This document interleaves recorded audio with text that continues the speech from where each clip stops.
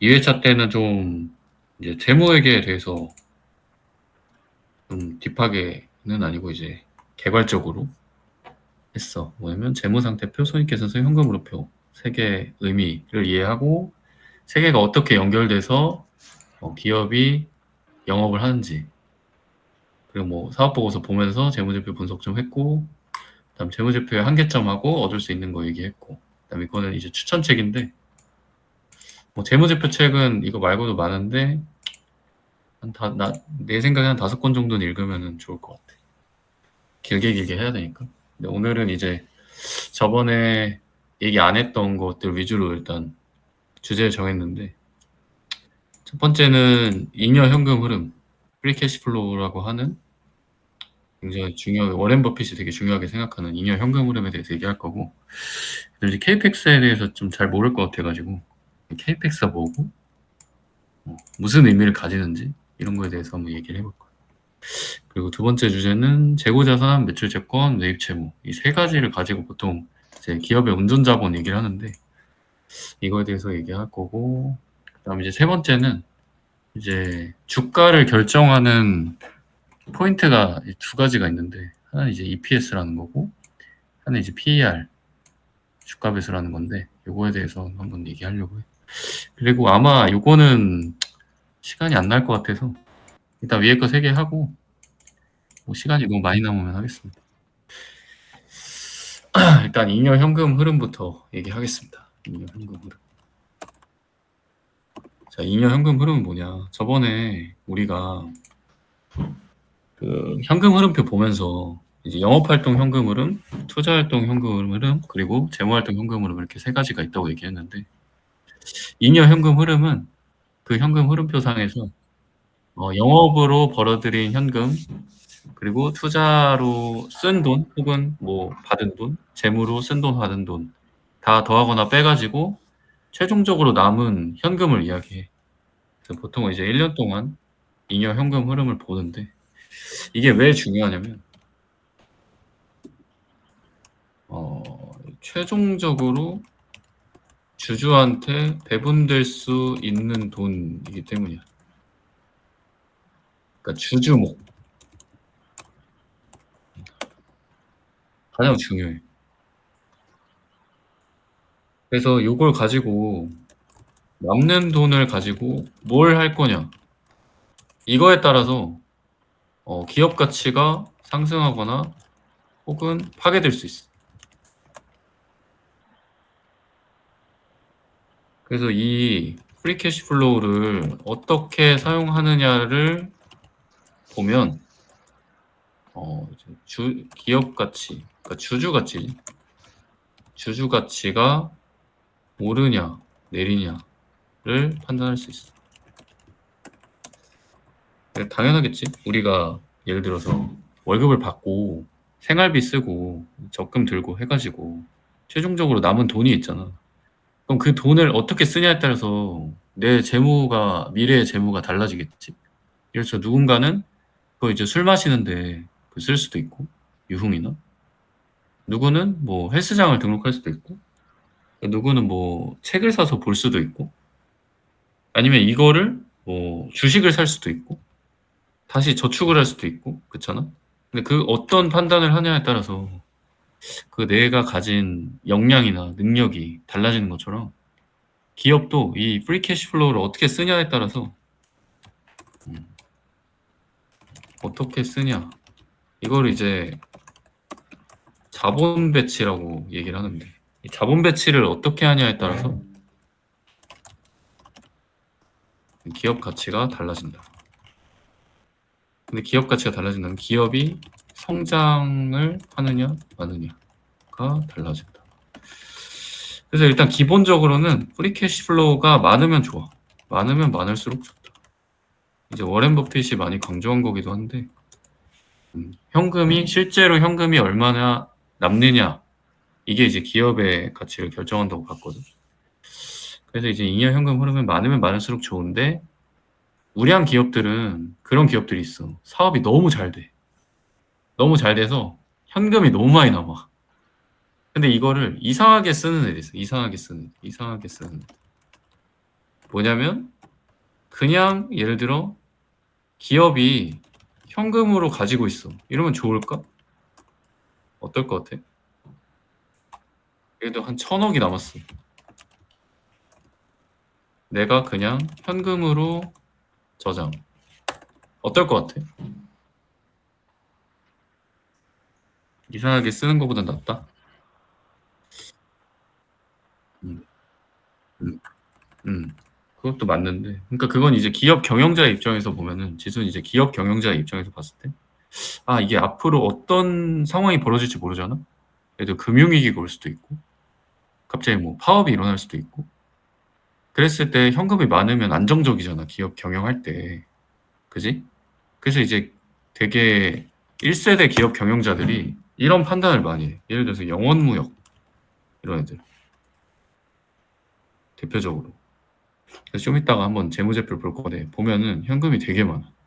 이러면 무슨 문제가 있을까, 근데? 현금으로 저장했을 때 문제점이 뭘까?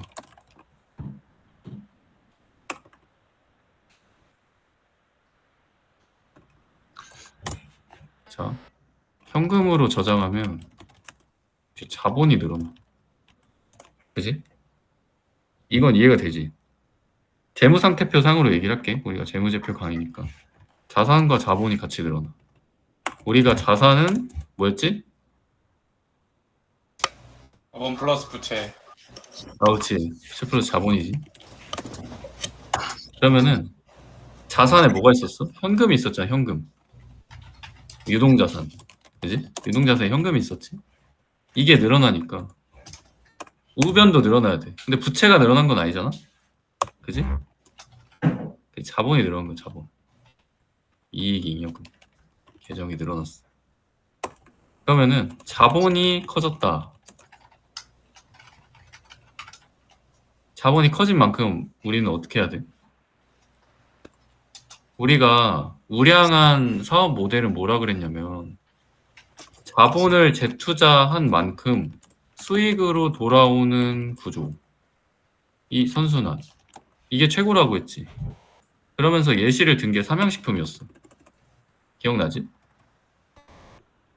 삼양식품 어떻게 했냐면 영업이익 흑자를 봐서 밀양 2공장에 재투자. 이거 유형자산에 재투자한 거지. 그러면서 어떻게 돼? 미래에 잉여 현금이 많아지겠지. 커진다. 그러니까 영업이익이 커지면서. 그지? 어떻게 됐어? 자본을 추가로 투입해서 그만큼 돈을 더 벌었어. 이걸 이제 ROE라고 그러는데 ROE가 일정한 수준을 유지를 해야 돼. 예를 들어 20% 정도면 적정한 되게 높은 ROE라고 보거든. ROE는 뭐냐면은 당기순이익 대비 자본 총계. 그러니까 자본 대비 이익을 얼마나 냈냐 이 말이거든. ROE라는 건. 그러니까 우리가 100만 원을 투자해서 20만 원의 이익을 본다. 이게 ROE가 20%라는 거야. 근데 잘 생각해봐. 내가 20만 원을 벌었어. 그럼 다음에 내 자본은 어떻게 돼? 이걸 재투자한다 보면 이제 120만 원이 되겠지? 그지? 보자.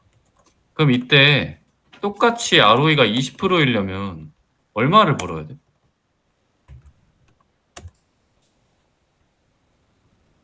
24만. 4만 원을 벌어야겠지? 그럼 여기서 나오는 구조적인 특징이 있어. 뭐냐? 자본이 늘어날수록 이제 같은 ROE를 유지하기 위해서 이 이익이 늘어야 돼. 그지? 그지? 그 말은 뭐야? 투자하는 만큼 수익이 일어나야 된다. 근데 말로는 쉬운데 있잖아. 내가 아까 1,000억을 벌었다 했지, 1,000억. 1,000억을 재투자해서 그 전에 가진 자본만큼의 이익을 내는 게 쉬울까? 예를 들어 내가 1,000억을 투자해서 200억을 벌었는데 이제 2천억 다음 해에는 2천억을 투자해서 400억을 벌어야 돼. 이게 쉬울까? 어렵겠지? 그지? 어렵지. 왜냐면 규모가 커지면서 이익이 똑같은 퍼센트로 늘어나기가 쉽지가 않아. 이제 경영을 해보면 그렇겠지. 그래서 우량 기업은, 그러니까 성장 기업이지. 우량 성장 기업은 매출액이 성장하면서 ROE가 동일하거나 증가하면 베스트. 이거 쉽지 않거든 이게. 이거 쉽지 않아. 무슨 말인지 알겠지? 왜냐면 이제 자본은 계속 늘어나잖아. 그래서 예를 들어 애플 같은 기업은 어떻게 하냐면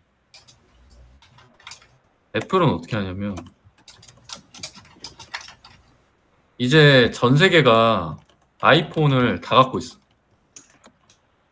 그지?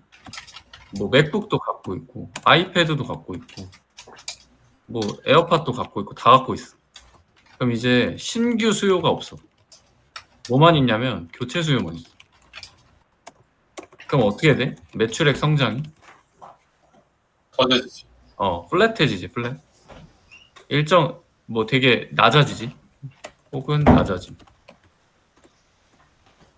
그럼 어떻게 되냐면 얘네가 어쨌든 매번 팔리잖아. 교체 수요가 있으니까. 그지? 그러면은 자본은 계속 늘어나. 근데 ROE는 어떻게 돼? 줄어들어. 줄어들어 버려. 왜? 투자하는 만큼, 그러니까 버는 돈만큼 이익이 늘어나질 않아. 그래서 애플이 어떤 행위를 하냐면 아까 ROE는 뭐라고 했어? 순이익에 나누기 자본이라 했잖아. 그러면 여기서 ROE를 올리기 위해서 우리가 순이익이 늘어나는 것만 봤지. 근데 뭐도 있어? 자본을 줄이. 자본을 줄이는 방법도 있어. 이거를 금융공학적 방법이라고 그래. 그냥 어떻게 보면은 눈속임이야. 근데 어쨌든 자본을 줄이면 ROE가 유지되니까 이 자본을 줄이는 방법을 택한 거야. 이게 뭐가 있을까? 자본을 줄이는 방법이. 배당. 그러니까 번 돈을 뿌리는 거야 다시 주주들한테. 그다음 또 뭐 있을까? 자사주 소각? 맞아. 역시 지훈이 수준이 있어. 자사주 매입 소각이 있어.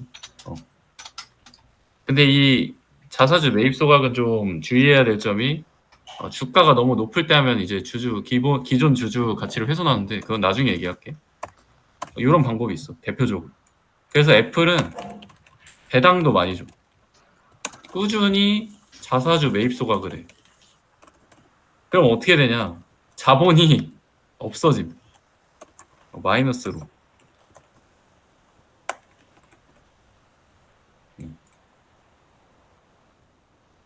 자본이 없어. 자본이 엄청 작아져. 그래서 ROE가 의미가 없어져. 어쨌든 이런 식으로 이제 금융공학적 방법을 사용하는데 이게 좋을까? 이게 좋을까? 별로 좋은 느낌이 안 들지? 근데 물론 이제 주주 환원 한다는 측면에서는 이 선진 금융시장의 저력을 알 수 있어. 근데 우리는 젊어. 30년 이상 투자를 할 거라면 웬만하면 이 탑라인 성장하는 이 탑라인은 매출액 성장하면서 ROE도 일정 수준을 유지하는 기업에 투자하는 것이 좋다. 왜냐면 좀 이따 얘기할 거지만 주가는 이 공식에 의해서 움직이거든. EPS는 이익이야.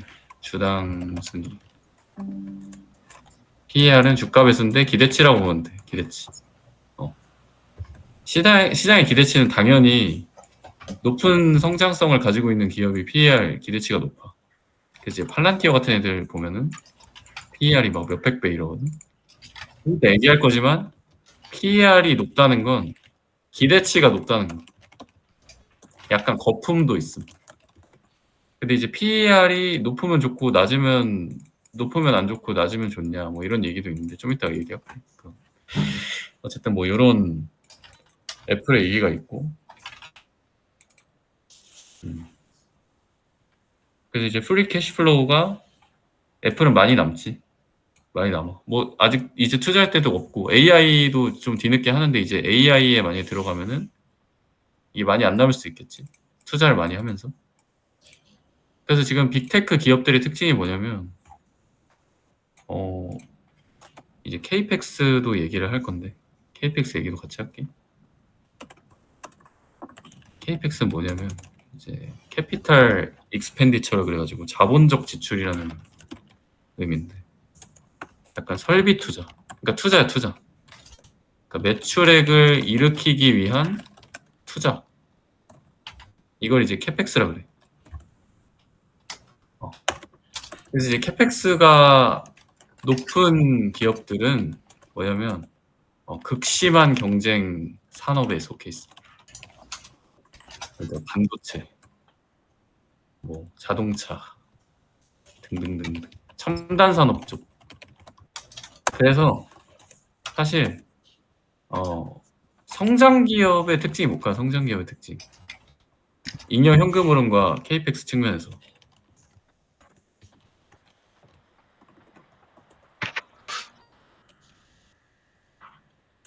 그냥 현금 흐름이 KPX로 연결돼야지 성장 기업일 것 같은데. 이거는 이 개념부터 얘기해 줄게. 그거는 잉여 현금 흐름은 케이펙스를 제외하고 남은 금액이야. 아, 얘는 이제 투자 활동 현금 흐름 안에 있어. 그러면은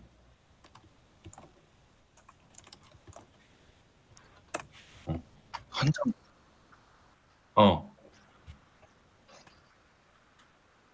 그치. 보통 그래. 높음. 왜? 왜 그럴까? 성장 기업은 투자하는 만큼 매출액이 늘어나니까. 그러니까 이익이라 할게. 이익이 늘어나니까 공격적으로 케이펙스를 집행하는 거야. 그지? 왜? 결국 이게 잉여 현금 흐름을 극대화시키는 방법이니까. 그래서 이제 아마존이 어떤 식의 전략을 펼쳤냐면 아마존이 주가가 되게 플랫하게 가다가 폭발적으로 상승했거든. 왜 그러냐면 제프 베조스가 완전히 장기적인 시야로 기업을 경영했기 때문에. 뭐냐면 얘네는 그 이익을 안 남겨. 전부 그냥 재투자. 매출액을 늘리는 데만 집중해. 뭐냐면 영업 이익률을 별로 중요하게 생각하지 않아. 케이펙스도 엄청 지출하고. 뭐냐면 결국 이게 미래의 이익으로 돌아올 거다라는 것을 확신하고 이렇게 했어. 근데 그때 말했듯이 CEO가 대리인이야. 고용됨. 그리고 한 해, 올해 실적으로 평가받음. 그럼 이런 걸 할 수 있을까? 올해 실적으로 평가받는 경영인이 올해 이익을 안 남겨. 그냥 전부 다 투자해. 다 KPX로 집행해버려. 그래서 막 이익이 안 나. 현금이 없어. 영업이익도 잘 안 나. 이익률보다 막 비용을 다 써버려. 그럼 얘는 어떻게 될까? 잘리겠지. 그리고 자기 성과도 못 받겠지.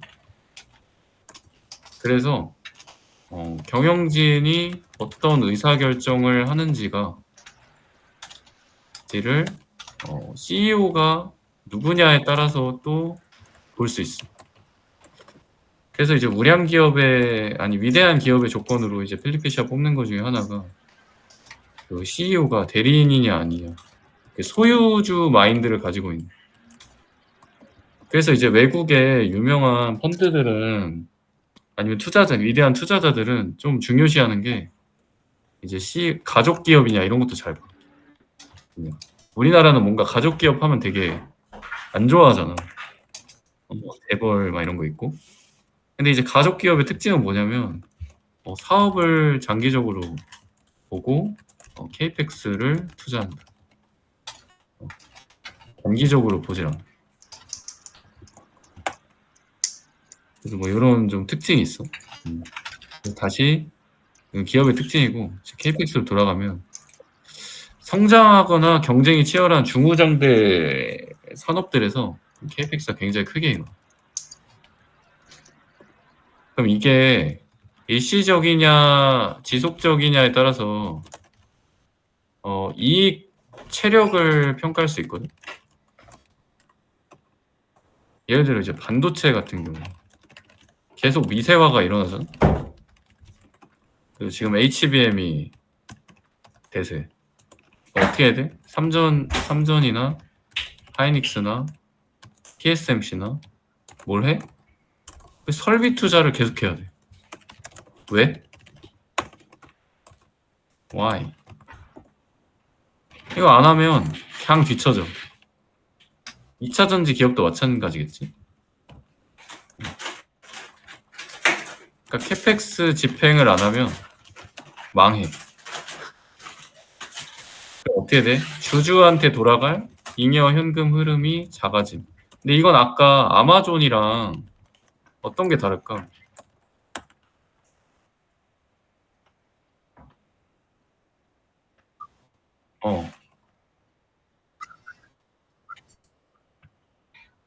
맞아. 그러니까 지금 쳇바퀴 위에 간 거야.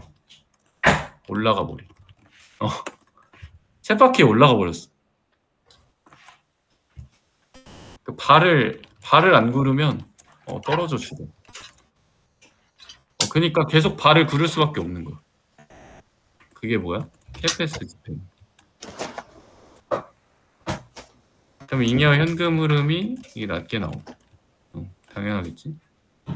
그래서 이제 케이펙스 집행이 너무 많은 기업을 워렌 버핏은 좋아하진 않았어. 근데 이거는 뭐 투자자의 이게 나쁘다는 게 아니라 투자자의 성향에 따라 다른 거고. 워렌 버핏은 잉여 현금 흐름을 굉장히 중요시했기 때문에 실제 현금을 중요시했기 때문에 이런 케이펙스가 많은 기업들을 안 좋아하고 브랜드 기업을 좋아했어. 코카콜라 케이펙스 집행이 많을까? 한 번 개발해 두면 그냥 이제 브랜드 로열티로 계속 먹고 살아. 그지? 이런 애들을 좋아했어. 예를 들어 시즈 캔디. 물론 이제 약간 철도 회사나 이런 되게 전통적인 그 인프라 기업도 좋아하긴 하는데 이런 브랜드 기업을 굉장히 좋아해. 이게 가격 결정력도 있거든. 코카콜라가 200원 더 비싸다고 해서 이제 파리로 콜라 이런 걸 먹진 않을 거 아니야? 그래서 내가 이제 좋게 보는 게 삼양식품을 자꾸 얘기하는데 이제 불닭이 요즘 또 갑자기 이제 캔서 이슈가 핫해져가지고 이제 노이즈라고 나는 생각하는데 어쨌든 불닭도 약간 이런 브랜드 기업이 되어가는 과정이 아닌가 가는 거죠. 그래서 약간 좀 우리나라에 이런 기업이 없었다 보니까 전 세계적으로 핫한 기업이 없었다 보니까 상방을 좀 낮게 보는 나는 생각이 있다고 보는데 얘는 계속 가져갈 만한 것 같아. 삼양식품 주가가 이런 이슈로 떨어질 때는 좀 들고 가도 되지 않을까? 라는 생각이 좀 있고. 그리고 케이펙스 집행도 삼양식품 보면은 지속적으로 할 필요가 없어. 그냥 공장 투자? 근데 이거는 지속적인 게 아니지. 이번 이제 중국에 27년에 또 준공하는 공장에 투자를 했고 이런 게 근데 투자하는 돈을 남는 영업이익에서 남는 돈으로 하는 거기 때문에 굉장히 우량하다고 볼 수 있지. 그렇습니다. 그래서 KPX는 그렇고 좀 이따가 이제 재무제표 보면서 KPX가 어떤 항목으로 보면 되는지 볼 거야. 그래서 영업이익 대비 그러니까 번 돈 대비 영업활동 현금 흐름 대비 과도한 캐펙스 집행은 좋지 않다고 나도 생각해. 왜냐면은 너무 치열한 경쟁에 속해 있다 라는 약간 신호기도 하거든. 근데 우리가 알겠지만 뭐 반도체도 그렇고 자동차도 그렇고 2차 전지도 그렇고 뭐 다른 나라에 이제 너무 강한 기업들이 많다 보니까 변수가 너무 많아. 이길 수 있을까? 이길 수 있을까? 우리가 10년 이상, 한 5년 이상을 한 기업에 투자할 거라고 생각하면 계속 급변하는 상황에 맞게 안 좋았다, 좋았다, 안 좋았다, 좋았다를 반복할 거란 말이야. 우리가 그 산업에 속해 있어도 어렵고, 속해 있지 않으면 이제 더더욱 어렵다고 생각하기 때문에 이런 쪽은 웬만하면 이제 안 쳐다보는 게 좀 나는 좋다. 좀 쉬운 기업 위주로 우리는 공부를 해서 투자하면 되지 않을까. 그런 생각이 좀 듭니다. 물론 이제 지식이 늘어나면은 할 수도 있겠죠.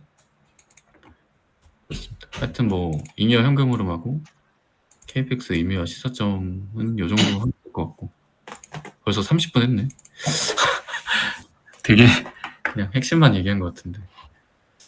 두 번째 주제로 넘어가겠습니다. 재고자산, 매출채권, 매입채무와 운전자본. 이걸로 넘어갈게요. 자, 재고자산은 뭘까? 재고자산. 재고자산. 안 팔리고 남은 거. 안 팔리고 남은 거. 안 팔리고 남은 거. 안 팔리고 남은 것도 맞지. 근데 그건 이제 악성 재고고. 재고자산의 진정한 의미는 이제 팔기 위한 상품 등등.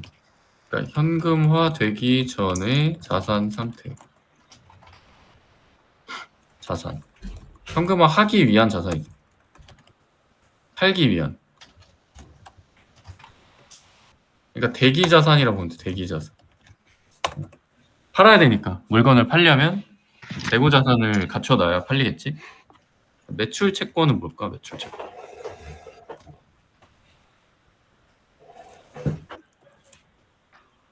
매출 채권은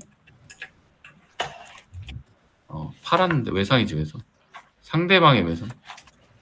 팔고 받을 돈.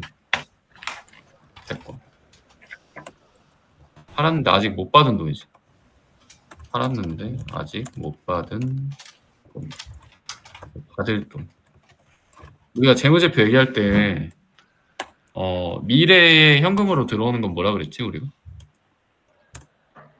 자산. 자산이라고 그랬지. 이건 자산이야 자산. 얘도 마찬가지지. 얘를 팔면 재고 자산을 팔면 어떻게 돼?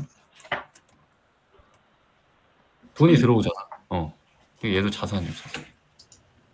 그럼 매입 채무는 어떨까? 매입 채무.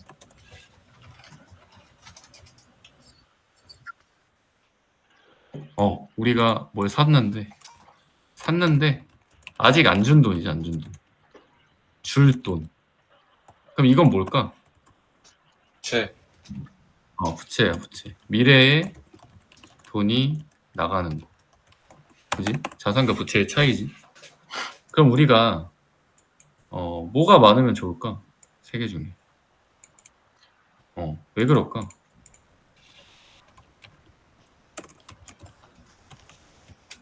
부채인데 부채가 많. 그 현금을 나중에 줘도 돼. 그 의미는 뭐야? 산 물건은 내가 먼저 쓰고 돈도 주기 전까지 내가 쓸 수 있어.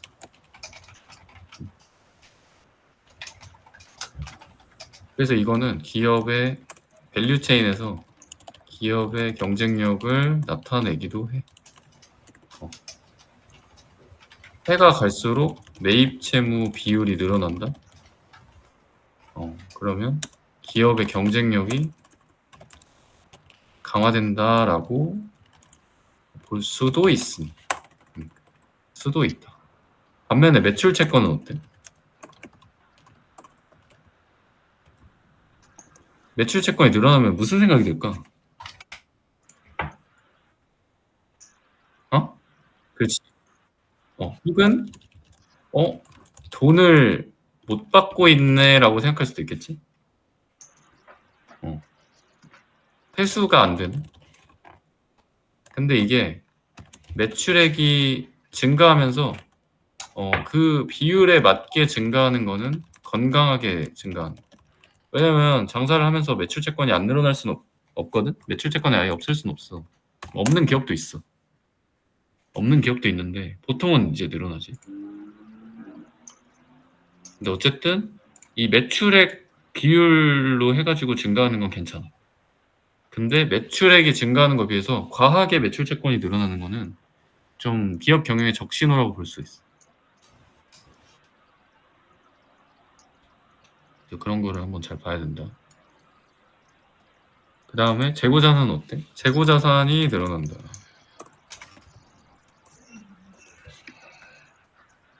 안 좋은 것 같아. 왜?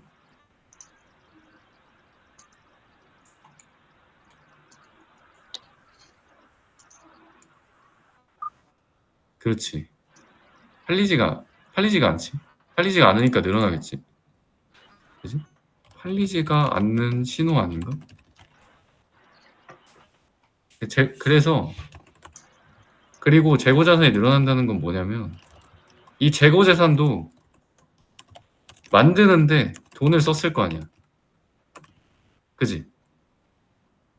결국에는 우리가 부채랑 자본으로 자금 조달을 한 걸로 자산을 만들어서 영업을 해서 돈을 번다 이거잖아.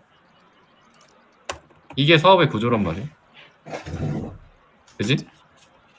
요건데 여기 자산을 만들어서가 너무 높아진 거야. 근데 영업을 못한 거야.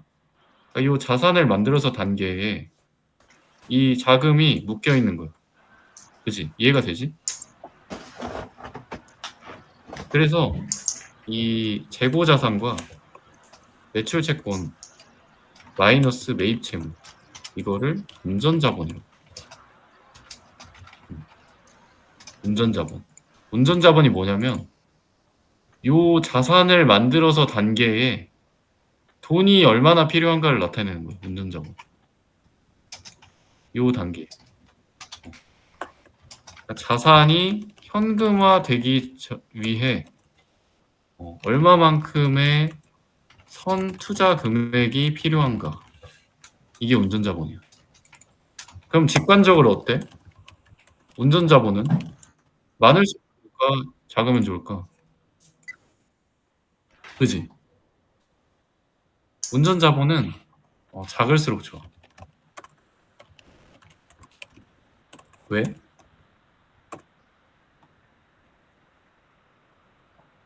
항상 이제 기회비용을 생각해야 돼. 기회비용. 기회비용. 이게 경제학에서 굉장히 중요한 하나의 주제인데. 운전자본이 크다는 의미는 돈이 많이 묶여 있다라는 의미야. 가용한 돈이. 그러니까 돈을 쓸 수가 없다는 거야. 거기다가 다 파킹 해놔야 된다는 거야. 그지? 그러면은 그 돈을 써가지고 이익을 낼 수 있는 무수히 많은 기회비용이 날아가. 하다못해 현금이라도 있으면 뭐 국채를 사. 그러면 이제 무위험 수익이 나오. 이자. 그지? 근데 저러고 있으면 어떻게 돼? 빵원이지 빵원. 자본으로 낼 수 있는 수익은 빵원이야. 팔리기 전까지. 그래서 운전자본이 작은 기업이 좋다.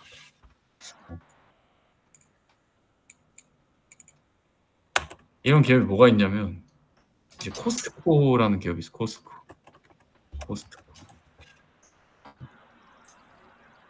코스트코는 엄청난 가격 협상력을 가지고 있어. 그 벤더들한테, 약간 뭐 입점 업체들한테. 뭐냐면 절대 매출 채권을 길게 기간을 안 줘. 현금을 거의 바로 받아. 매입 채무는 어때? 길게. 현금을 천천히 줘. 재고 자산은 얘네는 재고가 없어. 왜? 그냥 그 입점 업체들한테 납품받아. 바로. 그러니까 얘네가 창고에 가지고 있질 않아. 창고에 쌓아두질 않아. 그리고 회전율이 어때? 회전율? 말도 안 되게 빨라. 왜? 왜냐면 얘네 커클랜드 같은 브랜드 있지. 이런 걸로 소품 그 되게 적은 수의 그 제품만 들여놔. 최저가로. 그러니까 이제 재고는 없고 고객들이 와서 그냥 빨리 사가. 왜? 선택권이 한두 개야. 그냥 최저가니까 사는 거야. 품질도 괜찮고. 그럼 어떻게 돼? 얘네는 운전 자본이 마이너스야. 마이너스라는 의미는 현금을 쥐고 영업을 한다. 엄청나게 강력하지. 코스코의 이런 사업 모델이, 비즈니스 모델이. 그러면서 추가로 뭐가 있어? 얘네는 회원카드가 있어. 회원카드. 이 말은 뭐야? 연회비를 내잖아. 연회비. 그지? 연회비는 뭘까, 얘들아? 연회비의 특징은 뭘까? 그치. 첫 번째 특징은 정기적으로 들어온다. 이거는 이제 구독형 비즈니스 모델의 특징이야. 예를 들어 뭐 넷플릭스도 있고, 넷플릭스, 뭐 OTT는 다 그러겠지. 그다음 뭐 유튜브 등등등. 그치. 정기적으로 들어온다. 그러니까 정기적으로 들어온다는 말은 무슨 말이냐면은 이익의 가시성이 높다는 의미. 이거를 주식시장에서 굉장히 좋아. 왜? 주식시장은 불확실성을 싫어한다. 그러니까 악재든 호재든 확실하면 주가는 상승할 수 있어. 이게 특징이고, 어쨌든 이익의 가시성이 높다. 정기적으로 들어온다는. 그다음 두 번째 특징은 뭘까?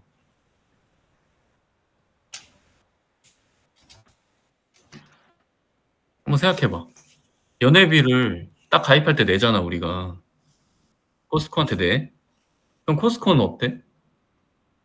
뭘 받아? 얘네는? 연회비를 받잖아. 그게 뭐야? 현금. 현금인데 선금이죠, 선금. 그지? 선금. 성금을 받는다. 그지? 이걸로 뭘 사질 않았잖아, 우리가. 그럼 어떻게 돼? 그냥 공짜 현금. 뭐 물품을 준 게 없잖아, 아직. 그지? 이게 두 개가 엄청나게 강력한 코스트코의 수익 모델 중 하나예요. 그래서 이런 기업은 주가가 어떻게 되냐면 말도 안 되게 높아질 수밖에 없는 거야. 근데 코스트코가 처음부터 그러진 않았는데.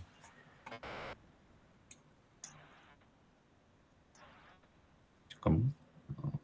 이 공유를 어떻게 하지? 공유를 한번 해줄게.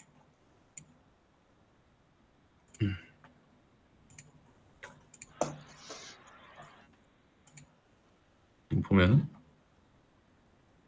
코스트코 주가가 그냥 말도 안 되죠. 이게 5년이라 그러는데 최대로 늘릴 수가 있나? 잠깐만. 최대가 되네. 최대로 늘려보면 지금 한 2005년부터만 봐도 2000%가 상승을 했죠. 20년 동안. 2000%면 몇 배지? 20배. 20배가 늘어났죠. 20년 동안. 그러니까 우리는 약간 이런 기업을 좀 찾아야 된다, 사실.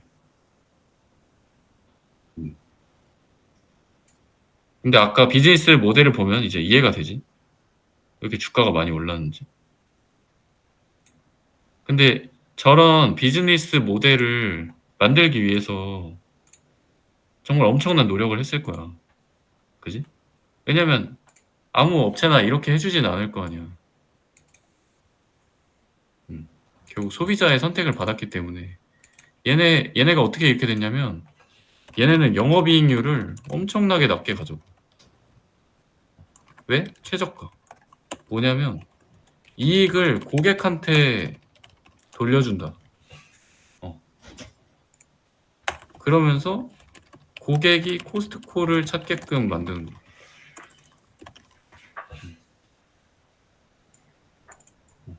버는 돈을 고객한테 투자한 거지. 커클랜드라는 최저가 브랜드. 그러니까 모든 제품을 다품종으로 안 하고 소규모로 적게 하면서 최저가로 고객한테 돌려줘. 그러면서 매출을 키운다. 뭐 이런 식으로 약간 아마존하고 비슷하게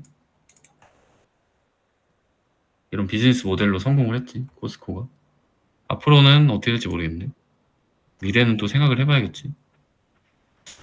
그래서 운전 자본이 이런 거고, 운전 자본이 큰 기업이 나쁘냐라고 하면은 뭐 우리가 주식으로 수익을 본다는 측면에서는 별로 신경 안 써도 아니 별로 상관없을 수도 있어. 근데 우리가 장기로 투자할 거라면 운전 자본의 크기가 작거나 줄어드는 기업에 투자하는 게 좋아 보인다. 그러니까 우량 기업의 특징 중 하나라고 볼 수 있겠지. 기업 공부를 하는 거니까. 그렇습니다. 좀 이따가 이제 재무제표 보면서 지금 볼까? 잠깐만. 공유를 해줄게. 재무제표를 실제로 보면서 하는 게 낫겠다. 이게 또 연결이 돼야 재밌으니까. 내가 좋아하는 삼양식품에 맨날 삼양식품이네. 삼양식품의 재무제표를 보겠습니다. 우리가 운전자분부터 볼게. 보면은 매출 채권이 어떻게 돼? 증가했지. 이때 뭐 한번 줄어들었지만 이거는 훌륭한 거지. 매출 채권 줄였다는 건. 매출 채권을 줄였다는 게 기업 경영에선 무슨 의미야?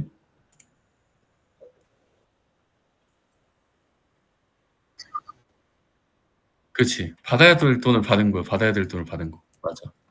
근데 이 매출 채권에는 사실 그것도 들어있어. 그러니까 작년에 판 것도 있지만 작년에 판 걸 회수하고 올해 새로 매출 채권이 나왔을 수도 있잖아.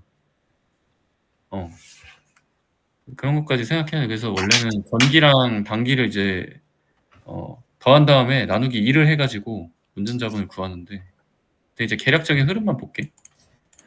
매출 채권이 많이 늘었지. 800억에서 이게 지금 2024년 거야. 2024년 거. 거의 이제 50% 넘게 올랐어. 50% 넘게. 그지? 많이 올랐어. 근데 매출액을 봐야 돼. 이럴 때는. 얘만 보고 와 매출 채권이 50%가 넘게 늘었네. 얘네 약간 밀어내기 매출 같은 거 아닌가? 이렇게 이제 생각할 수 있거든. 근데 이제 매출액을 딱 보면은 매출액이 어때? 매출액도 거의 50% 늘었지. 그러면은 이게 매출액이 많이 늘어서 매출 채권도 같이 늘었구나 정도로 생각할 수 있는 비율이야. 이런 식으로 약간 연결해서 보는 거야. 재고 자산은 어때? 거의 변동 없지. 근데 아까 매출액이랑 연결해서 봐야 된다 했잖아, 재고 자산도. 그지? 매출액이 겁나 늘었는데 재고 자산은 별로 안 늘었어. 그지? 이건 무슨 의미일까? 재고가 쌓일 틈 없이 잘 팔리고 있다. 거기다 매출액의 상승률을 생각하면 굉장히 잘 팔리고 있다라고 판단할 수 있는 거야. 이걸 보면서. 재고 자산이 많이 안 늘어나네? 매출액이 저렇게 늘었는데? 잘 팔리고 있네? 이렇게 생각할 수 있겠지? 그 다음에 이제 매입 채무 한번 볼까? 매입 채무는 어때? 매입 채무 늘어났어. 근데 이제 이것도 결국에는 매출액이 늘어나면서 매출 원가가 늘어났잖아. 매입 채무는 우리가 뭔가를 사고 줘야 될 돈이지. 그래서 매출 원가를 봐야 돼. 매입 채무는. 그지? 매출 원가가 결국 우리가 사온 거잖아. 예를 들어 파묘라든지 뭐 밀가루라든지 사온 금액이잖아. 그래서 매출 원가 대비 매입 채무가 얼마나 늘었냐 이걸로도 기업의 경쟁력을 한번 볼 수 있어. 여기서 이제 매출액이 는 만큼 매출 원가도 좀 늘었지. 근데 엄청 많이 는 건 아니고 한 30% 정도 는 것 같은데. 매입 채무는 어떤가 볼까? 매입 채무도 뭐 한 그 정도 늘었네. 그지? 근데 여기서는 뭐 엄청난 뭐 경쟁력을 발휘하고 있다라고 보기는 조금 비약이 있지. 그냥 뭐 이 정도 늘었다. 운전자본이 줄어들었다고 볼 수 있는 거야. 왜? 재고 자산이 물론 늘어났는데 이 재고 자산이 별로 안 늘었기 때문에 매입 채무 증가량, 매출 채권 증가량을 보면은 대충 뭐 운전자본이 뭐 크게 늘진 않았다. 비슷하거나 좀 줄어들었다. 이렇게 이제 판단하는 거지. 실제로 계산을 해봐서 운전자본의 크기를 구하는 것도 좋아. 왜냐하면은 그렇게 구해서 1년에 얘네가 영업하는데 운전자본이 어느 정도 들어가는지를 알면 얘네가 1년에 필요한 현금이 얼마냐가 나오거든. 그 정도의 현금을 확보하고 있냐? 이것도 한번 보면 되게 재무적으로 안정적인지 볼 수 있지. 근데 삼양식품은 현금이 되게 많고 재무가 우량하기 때문에 뭐 계략적으로만 봐도 상관이 없어. 근데 나중에 예를 들어 우량 기업 말고 투자할 기회가 생기면 이런 걸 꼭 봐야 되는 거야. 좀 이따 이제 삼지엔터도 한번 볼 건데 그런 기업을 투자할 때는 항상 재무를 확인을 해야 된다. 이 정도 그냥 보겠습니다. 그래서 요거는 그냥 한번 확인하는 정도로 가면 될 것 같아. 이런 구조를 가지고 있구나. 이걸 가지고 야 이렇게 운전자본이 적으니까 투자해야지. 뭐 이런 식의 연결을 하면 안 되는 거야. 항상 투자 의사결정은 비즈니스 모델하고 미래 성장성하고 현재 주가 상태나 이런 걸 보고 해야겠지. 운전자본은 뭐 이 정도 하면 될 것 같고. 잠깐만.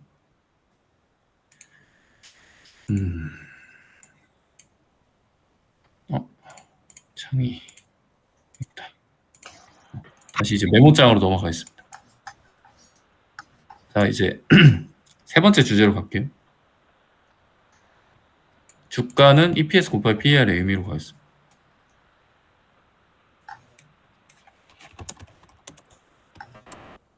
이건 좀 들어봤지? 이제 내가 또 추천하는 책이 위대한 기업의 투자라는 책이 있는데 필립 피셔라는 사람이 쓴 책입니다. 되게 얇아.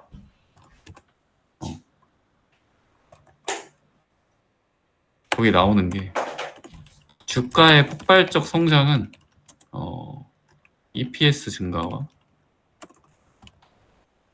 PER 증가가 동시에 일어날 때 발생한다. 더블 엔진이라고 하는데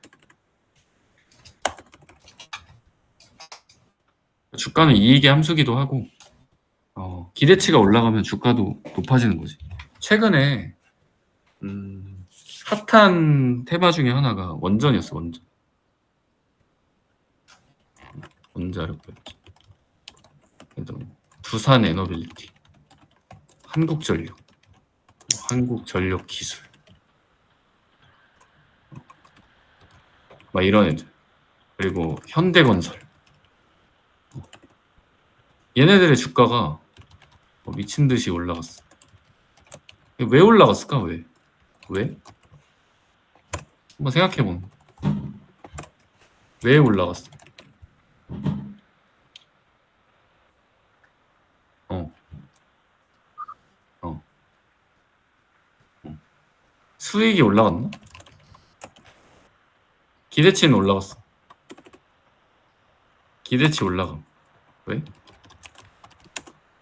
일단 뭐 SR에 SMR, 소형 원전, 그리고 전 세계적인 원전 수요, 그리고 이제 체코 원전 계약, 한수원, 이런 것들이 트리거가 돼가지고 야, 이거 미래에 한국형 원전이 세계에서 수주를 많이 따낼 것이다. 플러스 SMR까지. 그러면 이익이 엄청 올라가겠지? 이건 이제 기대감이지, 기대감. 그 말은 뭐야? 이게 PER이 상승함. 기대치. 근데 수익은 어때? 수익은?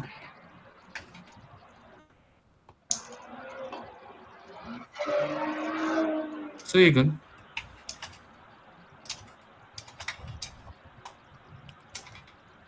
한번 네이버 재무를 볼까?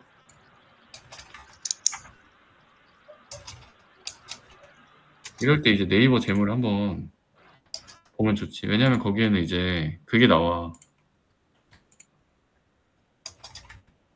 미래 컨센서스가 나와. 컨센서스가 뭐냐면 앞으로 미래 이익이 어떻게 될 것인가를 판단하는 거거든.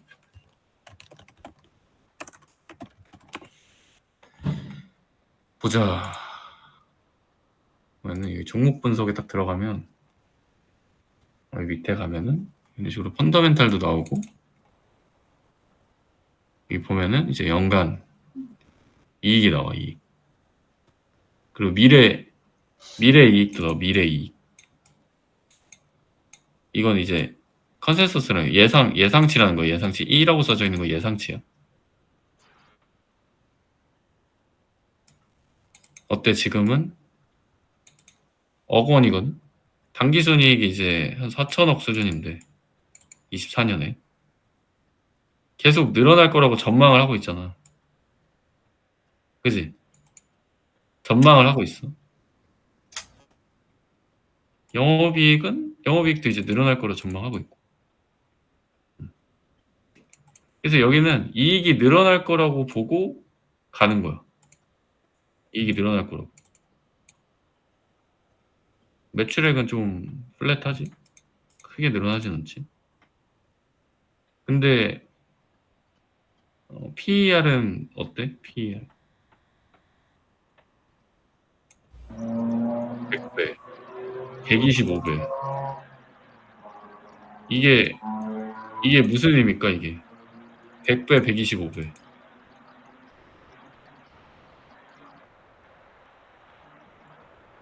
기대치가 이익의 증가에 비해서 과도하게 높다. 미래 예상치보다 과도하게 높다. PER이. 그럼 뭐야? 먼 미래의 이익까지 다 땡겨온 거야.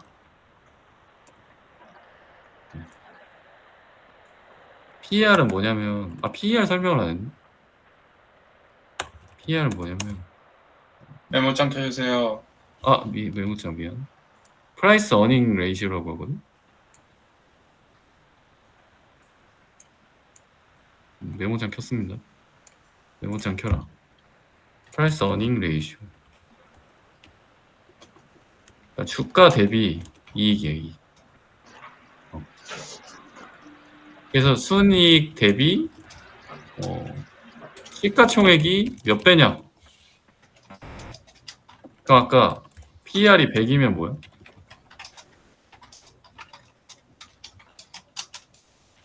PER이 100이면?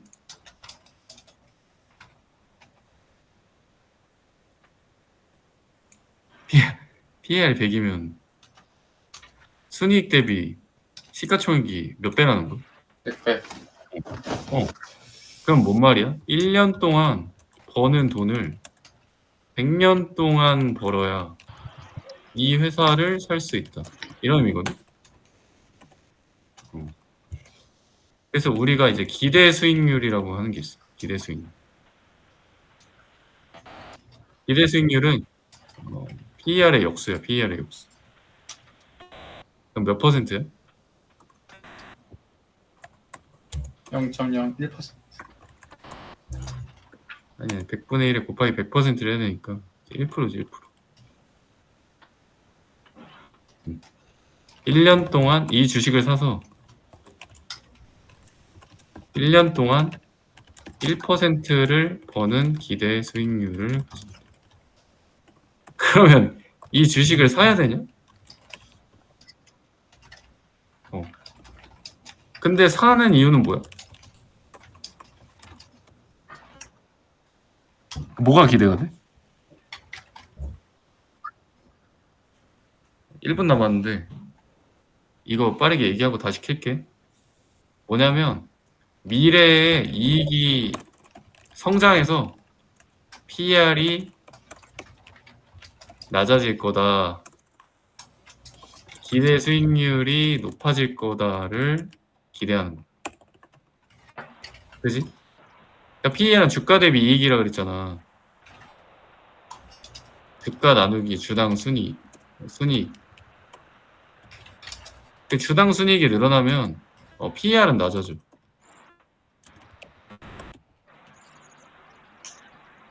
다시 킬게. 다시 네. 초대할게.